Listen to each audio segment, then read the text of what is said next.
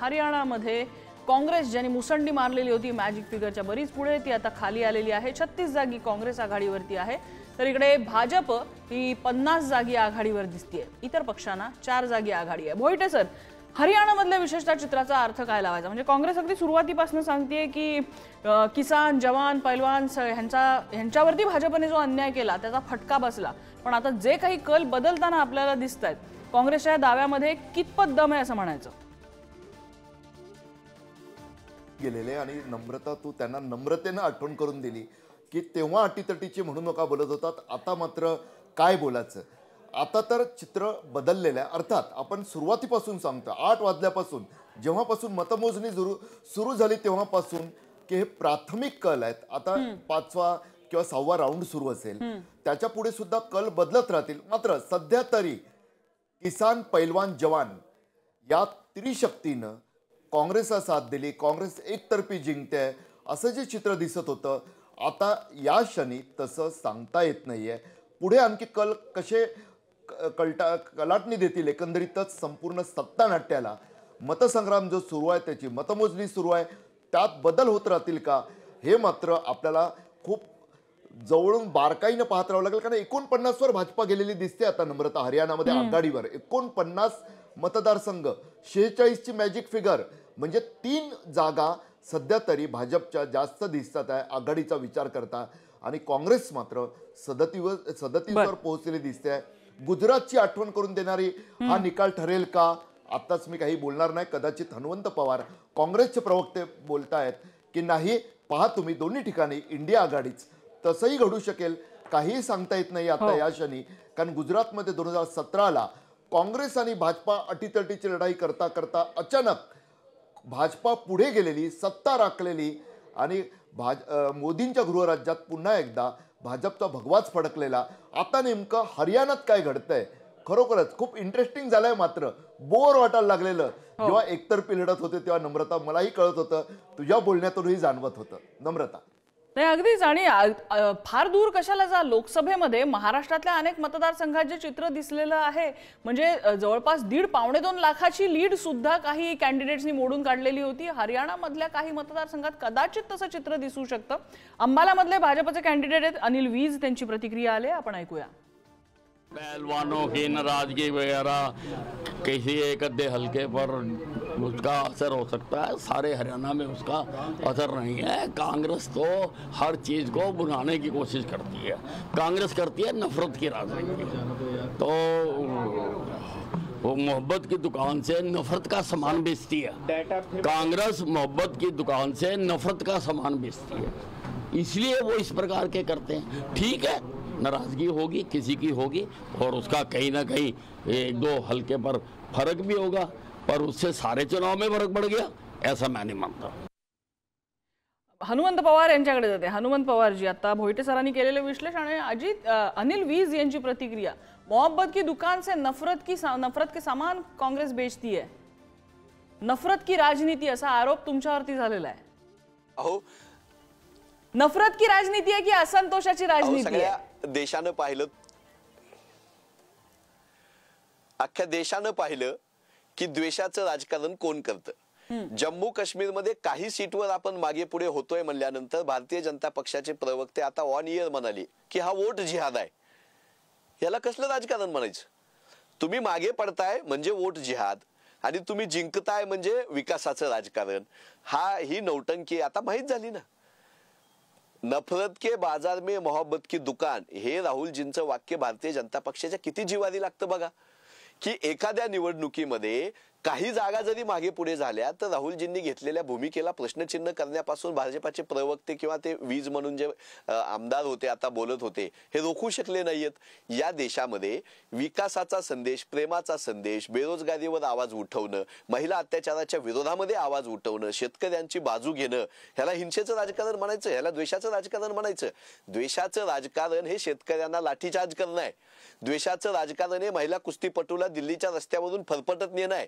द्वेषाचं राजकारण मध्ये एका सैनिकाला एक दर्जा देणं आणि दुसऱ्या सैनिकाला एक दर्जा देणं, सैनिकांमध्ये भेदाभेद करणं, याला द्वेषाचं राजकारण म्हणतात। ते भारतीय जनता पक्ष 10 वर्षापासून करत आलेला आम्ही पाहिले।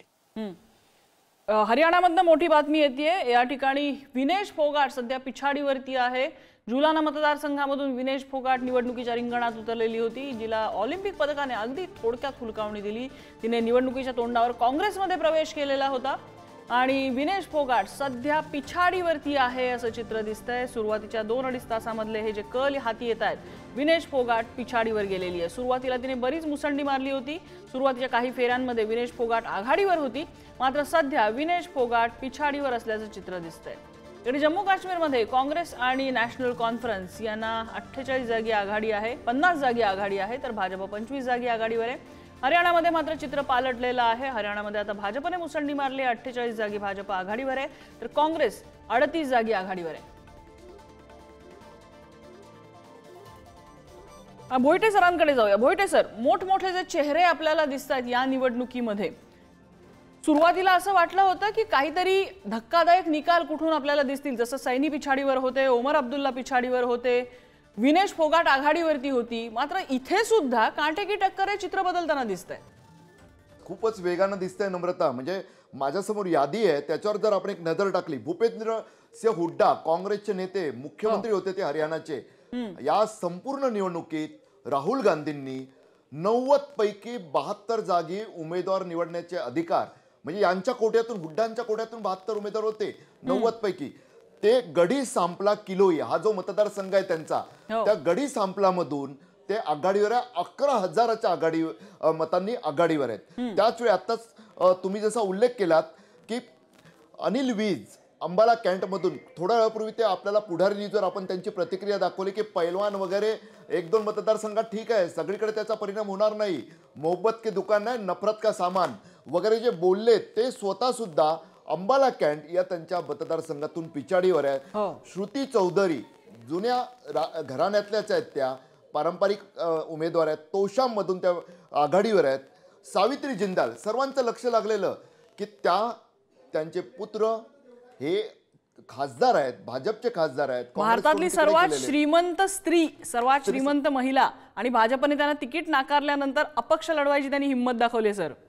आणि त्या सावित्री जिंदालनी जो बाणा दाखवलेला की नाही, हा जो मतदारसंघ हिसार तो माझाच आहे, तो सध्या तरी प्रत्यक्ष त्यांना दिसतो, त्या आघाडीवर आहेत।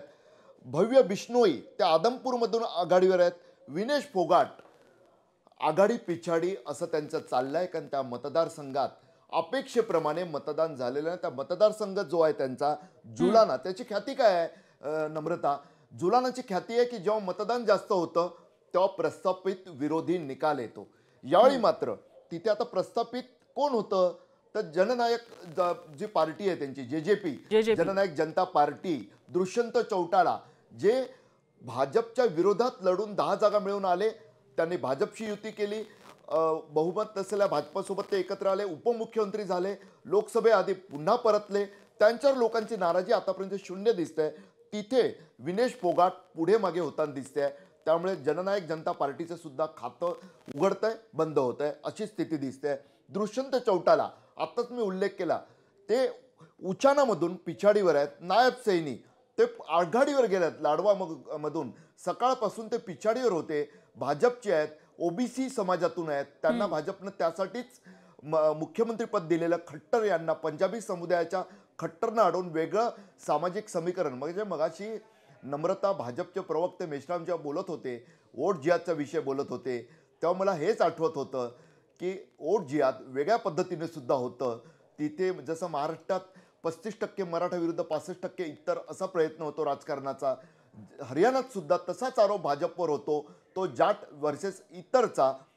त्यातूनच प्रथम नॉन जाट पंजाबी समुदायाचे खट्टर मुख्यमंत्री झालेले, त्यानंतर आता नायब सैनी ओबीसी समुदायाचे ते सध्या तरी पुढे दिसतात आहे। आरती राव वीरेंद्र यांचं नाव सर्वांनाच माहिती आहे देशभरात, त्यांच्या अटेली या मतदारसंघातून त्या सुद्धा पिछाडीवर, गोपाल कांडा पिछाडीवर सिरसामधून, भूपेंद्र सिंह हुड्डा पुन्हा एकदा त्यांचा आकडा समोर आलेला आहे, चांगल्या बहुमतानं आघाडीनं ते पुढे दिसतात आहे नम्रता। अगदी विश्वास पाठक यांच्याकडे जाणार आहे। विश्वास पाठक जी आता भोईटे सर म्हणाले वोट जिहाद जे तुम्ही म्हणताय की काश्मीर मधल्या काही भागात झालं, आता त्यांनी भोईटे सरांनी जे आता विश्लेषण केलंय की हरियाणामध्ये आहे त्याला सुद्धा वोट जिहादच म्हणता येईल की ओबीसी विरुद्ध इतर असं? वोट जिहाद हे काश्मीरने संपूर्ण भारतभर करण्याचा प्रयत्न काँग्रेस आणि त्यांचे अलायन्स करतात आहे. आता तुमच्या माहितीसाठी यूपीए महाराष्ट्रामध्ये जी काही सीट ऍडजस्टमेंटच्या गोष्टी चालू आहे, चर्चा चालू आहे, तिथे उद्धव ठाकरे स्वतः देखील जिथे जिथे काँग्रेस बहुल जागा आहेत तिथे लढू इच्छित आहे. यांना एक गठ्ठा मतं मिळवून निवडून यायचं आहे. यांना हे कळत नाही की ही आलेली एक सूज आहे, हे काही तुम्हाला तुमचं खरं सपोर्ट नाही आहे. भारतीय जनता पक्षाला जो काही मतदार मिळतो आहे तो हा भारतीय जनता पक्ष राष्ट्रीय पातळीवर नरेंद्र मोदींची जी कामगिरी आहे, जे लागोपाठ 60 वर्षानंतर तिसऱ्यांदा प्रधानमंत्री होणारी किंवा तिसऱ्यांदा 240 जागा म्हणजे इतके जागा मिळून येणारी पार्टी ही भारतीय जनता पार्टी आहे. आणि डबल इंजिनच्या सरकारमध्ये काय फायदा होतो, जसं खत्तर साहेब स्वतः 9 वर्ष तिथे मुख्यमंत्री होते, त्यांनी पंचायती राजमध्ये ज्या प्रकारचे कामं केले, शेतकऱ्यांसाठी जे काही कामं केले, महिलांसाठी युवांसाठी स्किलमध्ये जे जे कामं केले ते सगळे जनतेने पाहिले. त्यामुळे दुसऱ्यांदा खरं तर आल्यानंतर तिसऱ्यांदा येणं हे हरियाणामध्ये हा इतिहास आहे. पण तो इतिहास आम्ही करणार आहे, कारण ज्या प्रकारचे आम्ही अनुभव आमच्या वोटर्सकडनं घेतला त्या आधारावरच आम्ही आमचं सरकार येतं असं म्हणत होतो. आणि याच्यात दिसते आता हे जे तुम्ही मला प्रोजेक्शन दाखवताय, मी आता इलेक्शन कमिशनचे प्रोजेक्शन बघत होतो, ते जास्त रिअलिस्टिक असतात. तिथे देखील भारतीय जनता पक्षाचं हरियाणामध्ये सरकार येत आहे. आता राहिलं पट्ट वोट जिहादचा, तर काँग्रेसनी एक प्रकारे तोच एक मार्ग अवलंबलेला आहे आणि त्याच्यामुळे त्यांना अशा प्रकारचा फायदा होतोय. आता विश्वास पाठकजी, तुमचा मुद्दा लक्षात आला, पण प्रत्येक वेळेला वोट जिहाद मध्ये मुस्लिम विरुद्ध इतर यालाच कसा वोट जिहाद म्हणायचा? जसं हरियाणामध्ये आता बोयटे सर विश्लेषण करत होते, जाट विरुद्ध इतर याला वोट जिहाद का नाही म्हणायचा?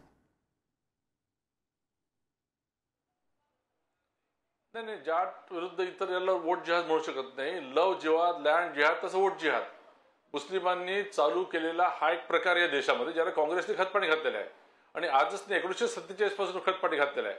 आणि या आधारावरच त्यांनी आतापर्यंत निवडणुका लढवलेल्या आणि पुढे जातात आहे. आज मला सांगा की काँग्रेसची स्थिती काय आहे देशामध्ये? कोणत्याही राज्यामध्ये त्यांना एकदा सत्ता मिळाली, दुसऱ्यांदा रिपीट त्यांची कधी झालेली आहे. मात्र भारतीय जनता पक्षाने 2दा 3दा अशा प्रकारची सत्ता आणलेली आहे. याचा अर्थच आहे क्रेडिबिलिटी. वोट जिहाद म्हणजे तुम्हाला एकदा मतदान करतील, एकदा फसतील, पण दुसऱ्यांदा ते फसत नाही. त्यामुळे अशा प्रकारचा जो काही काँग्रेसने केलेला प्रयत्न आहे, ज्या प्रकारचं त्यांनी जातीमध्ये राजकारण केलंय, त्याला आता लोक भुललेले आहेत. आणि ते केवळ जातीचं राजकारण तुम्ही पण केलेलं आहे, आपल्या महाराष्ट्रात सुद्धा झालंय. डीएनए ओबीसी सांगणारे तुम्ही जातीचं बोट इतरांवरती कसं काय दाखवता?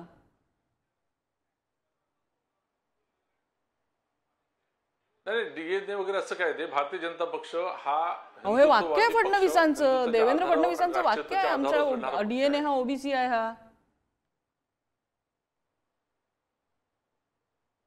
डीएनए ओबीसी असणं म्हणजे वोट जिहाद झाला का?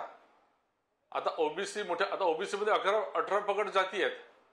त्या सगळ्यांना जर वाटत असेल की हा हिंदुत्ववादी पक्ष, राष्ट्रीयवादी पक्ष आहे, तर काय नाही, त्यांनी भारतीय जनता पक्षासोबत यावं. त्यामुळे लव जिहाद किंवा वोट जिहाद हा कन्सेप्ट इतर गोष्टींशी जोडणं हे मला वाटतं कपोलकल्पित आहे. बर, चर्चा अशी सुरू राहणार आहे. एक छोटासा ब्रेक घेऊया. ब्रेकवर जाण्यापूर्वी पुन्हा एकदा आकडेवारीवरती नजर टाकूया. हरियाणामध्ये आता भाजपने मुसंडी मारली, 49 जागी आघाडीवर आहे, तर काँग्रेस 36 जागी. तर इकडे जम्मू काश्मीरमध्ये नॅशनल कॉन्फरन्स आणि काँग्रेस यांची युती जी आहे त्यांनी मॅजिक फिगर ओलांडलेली आहे. 50 जागी त्यांची मुसंडी आहे. भाजप मात्र इथे बऱ्यापैकी त्यांचा आकडा मागे दिसतोय. 22 जागी भाजप आघाडीवरती आहे. इतर पक्षांनी 16 जागी मुसंडी मारली. हा एक की पॉइंट जम्मू काश्मीर मधला आपल्याला दिसतोय.